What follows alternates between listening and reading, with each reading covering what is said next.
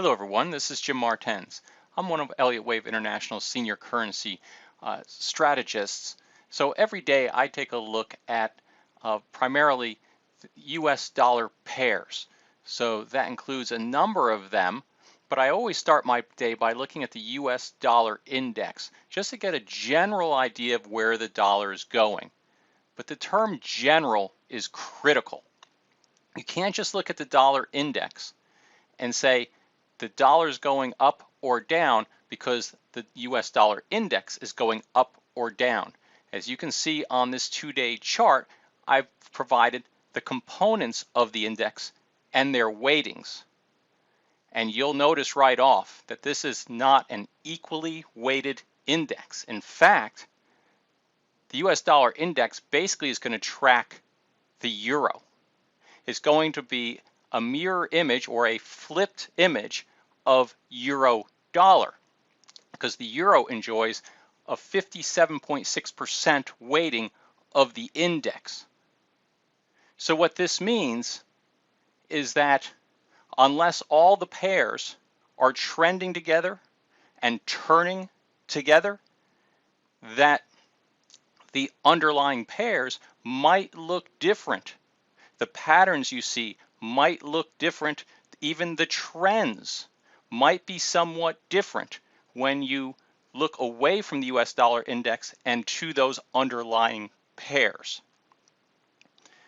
So I'd like to show an example of that. And you can look at this 2-day chart again of the US dollar index, and you'll see that the dominant trend since March of 2020 is to the downside. And I say that because I think the decline from March 2020 to January 2021 is impulsive. Something like this, a 5-wave movement, which Elliott tells us it defines the dominant trend. The subsequent rise, that is the rise that's starting in early January 2021, to this point has followed a corrective path. Without getting into the underlying structure, it looks to be in 3 waves. So that suggests it is a correction, which suggests the US dollar is still vulnerable to a downturn and additional weakness. But what I'd like to point out is this rise from January. Notice, again, it's in 3 waves, and it is peaking, or has peaked recently. Better said, perhaps, the recovery has reached its highs just recently, including in October. If we compare that to, say, dollar Swiss, we see something different. Yes, it bottomed, like the US dollar index, in January 2021, but notice the peak it reached this year is in April.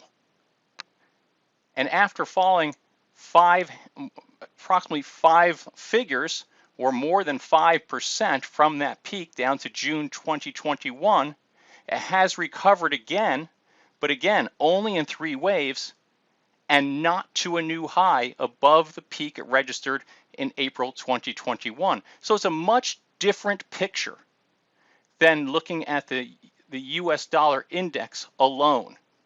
So again, when looking at dollar pairs, yes, we enjoy some correlations there, oftentimes strong correlations.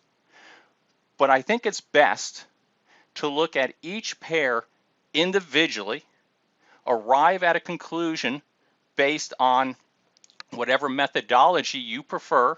In my case, it's the wave principle, and then think about whether that outlook is shared among some or all of the pairs. And the more pairs that agree in regard to the dominant trend for the dollar, the more confident I am in my analysis.